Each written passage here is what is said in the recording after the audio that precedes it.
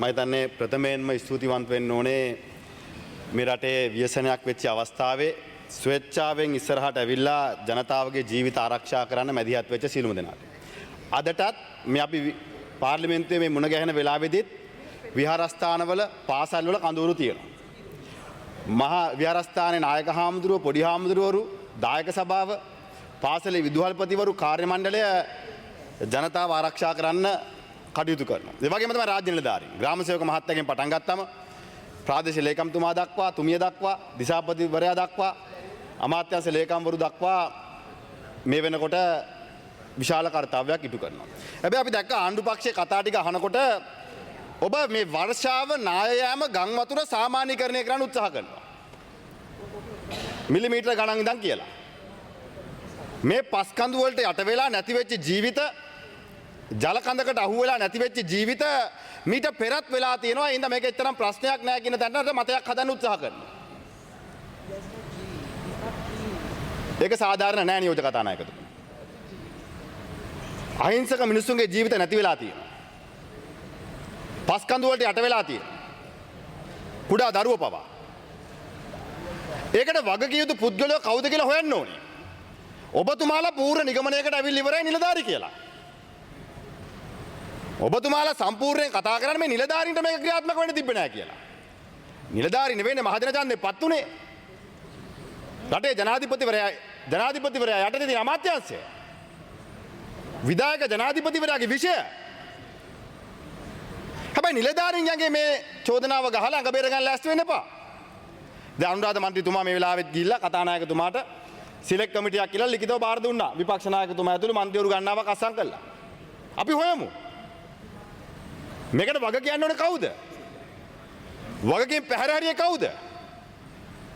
ජනාධිපතිවරයා ආණ්ඩුව පත් වෙලා අවුරුද්දක් මාස දෙක තුනක් ගිහිල්ලා ආපදා කරන කමිටුව කැඳවුවද?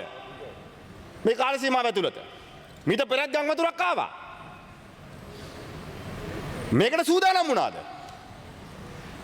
රජයේ නිලධාරීන් කාලගුණ දෙපාර්තමේන්තුව කියන කාරණා ඔබ පිළිගත්තද? මේව හොයන්න ඕනේ. මේ නිකං ගරු නියෝජ්‍ය කතානායකතුමනි මෙතෙන්ට ඇවිල්ලා මේ කල්නුත් වැහලා තියෙනවා මිලිමීටර 400ට වඩා.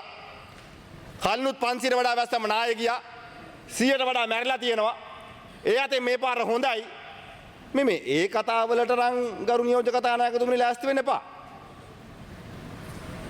ඒවට ලෑස්ති වෙන්න එපා. ඔබට විහිළුවක් මේක. හික්කෙක් ගගා ඉන්න. අහිංසක මැරිච්ච මිනිස්සුන්ට තමයි වේදනාව තියෙන්නේ. ඔයාලට මේක විහිළුවක්. ඔව් අපි දැක්කනේ ඔයාලගේ විහිළු මීට කරුණ ඇමතුමා මේ කරුණා කළා දැන්වත් විහිළු නොකර අහගන්න. විහිළු නොකර අහගන්න. අපෙන් අහගන්නත් එපා. ඔබතුමාලා මිනිස්සු පස් කඳු වලට යට වෙනකම් බලන් ඉඳලා දැන් ඇවිල්ලා මෙතන විහිළු ගන්න ලෑස්ති වෙනවා.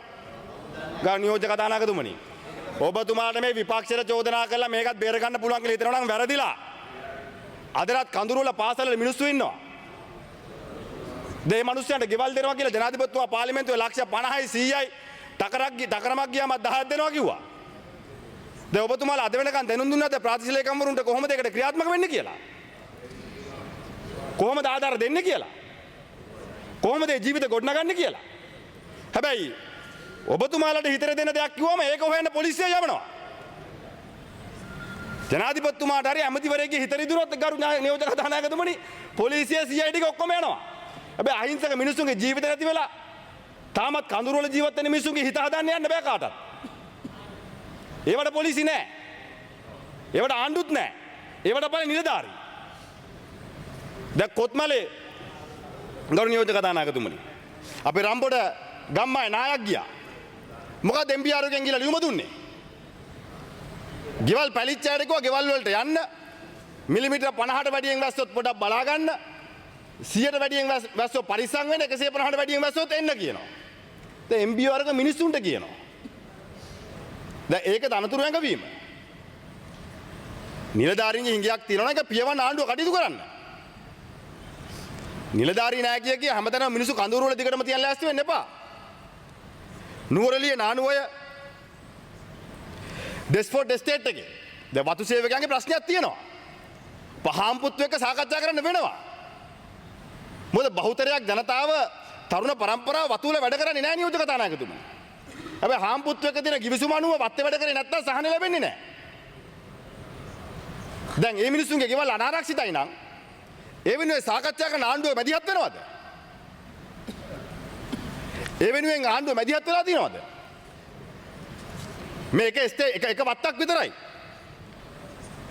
ලොක්කිල් කොටගල මේ හැමතැනම මේ ප්‍රශ්නේ තියෙනවා කර නියෝජක කතානායකතුමනි. යටිදල පහසුකම් වල ලොකු අභියෝගයක් තියෙනවා අපි දන්නවා. ඒක හදන්න කාලයක් යන්න පුළුවන්. හැබැයි తాවකාලික විසඳුම මොකද්ද?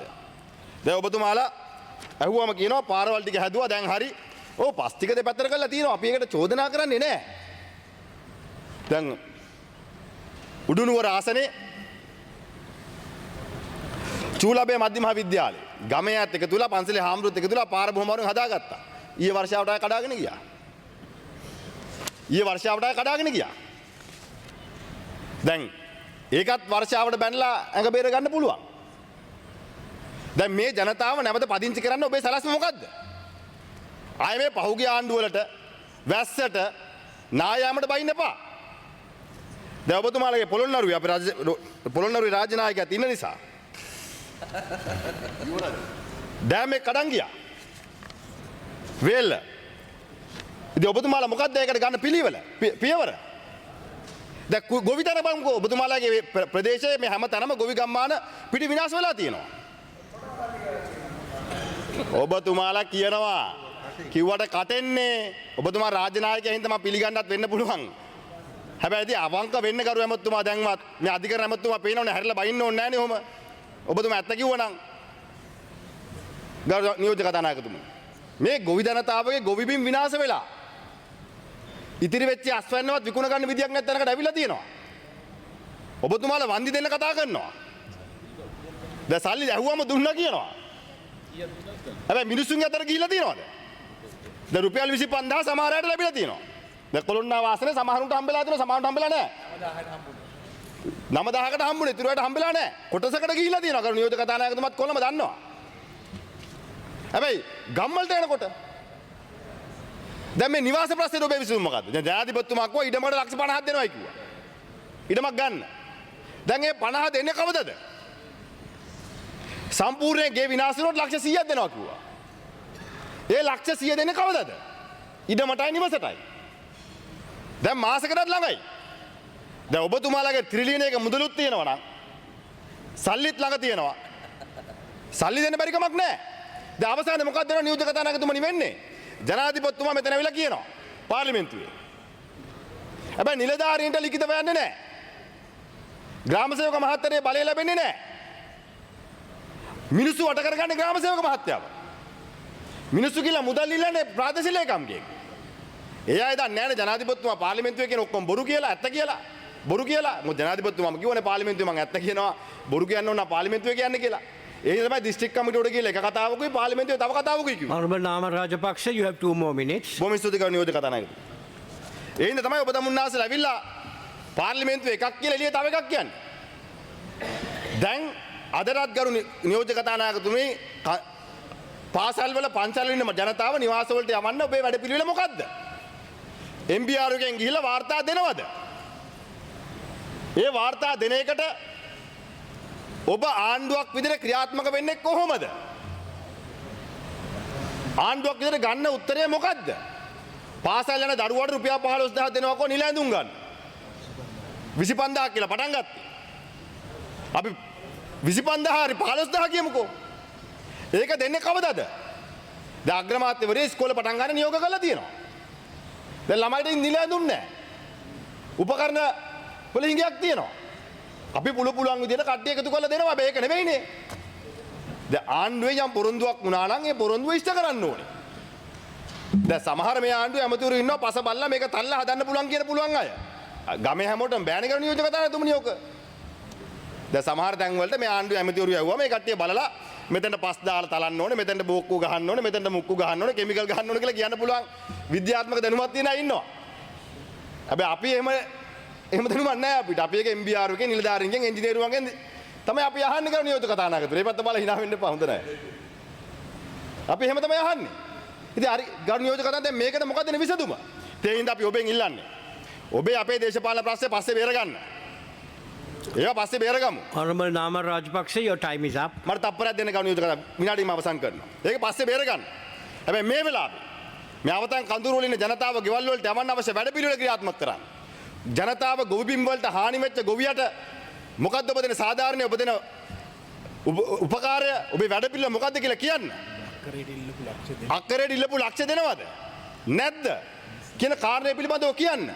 නිවසකට තකරමක් ගියත් ලක්ෂ 10ක් දෙනවා කියපු අය ලක්ෂ 10ක් දෙනවද? ඉඩමක් ගන්න ලක්ෂ 50ක් දෙනවද? සම්පූර්ණ ගෙයක් හදන්න ලක්ෂ 100ක් දෙනවද? පාසලෙන් දරුවගේ 25000 දෙනවද? නිවාස කුලිය 25000 දෙනවද කියන කාරණේ පිළිබඳව තීන්දුවක් කරන කරු නියෝජක කතානායකතුමනි කටයුතු කරන්න. ඒ වගේම අවසාන වශයෙන් මම ඉල්ලනවා ඔබතුමාගෙනුත් ගරු කතානායකතුමාට දැනුම් දෙන්න. සිලෙක්ට් කමිටි එක පත් කරන්න, තේරීම්කාරක සභාව පත් කරන්න. හැබැයි මේ පත් කිරීමේදී ආපදාවට ලක් වෙච්ච ප්‍රදේශවල මන්ත්‍රීවරුන්ට ප්‍රමුඛතාවය දෙන්න. නැත්නම් අර කන්ටේනර් එක වගේ ආණ්ඩුවෙන් 8යි මෙහෙන් 4යි දාලා ආණ්ඩුවේ සභාපතිකම දාලා හොරකම් පේන අහනවා වගේ කරන්නේ නැතුව මේ ආපදාවට අවංකව ලක් වෙච්ච ප්‍රදේශවල දැන් ගම්පොළ ප්‍රදේශයේ නුවරඑළිය, කොත්මලේ, කෑගල්ල, මාතලේ, අනුරාධපුර, පොළොන්නරුව නේද? පොළොන්නරුවේ, මුතූර්, නැගෙනහිර පළාතේ, අම්පාරේ ඉතින් මේ ප්‍රදේශවල මන්ත්‍රීවරුත් මේ කමිටු වලට දාගෙන මේ අවංකව සද්භාවයෙන් මේ ප්‍රශ්නේ ඇති වෙන්න මේ ප්‍රශ්නේ මෙතරම් උඩුදුර දුවන්න හේතු සාධක පිළිබඳව හොයන්න ගෙන ඉල්ලීමක් කරනවා. Honorable Rajivan Jayachandramurthy, you have 9 minutes. ගරු මන්ත්‍රීතුමා මොකද්ද point of order? මේ මම පිළිබඳව සහ පොළොන්නරුව පිළිබඳව නාමල් රාජපක්ෂ මන්ත්‍රීතුමා කිව්වා පොඩි පැහැදිලි කිරීමක් තියෙනවා විනාඩියක. අපි ඊයේ වෙනකොට හෙක්ටයාර් 4000 ගාණක් වාර්තා වෙලා තියෙනවා. ලක්ෂ 3610ක් ඊයේ වෙනකොට දාලා තියෙනවා. ඉතුරු වාර්තාවපම දාන හෙක්ටයාරයකට ලක්ෂ 1.5 ගානේ දාලා තියෙනවා.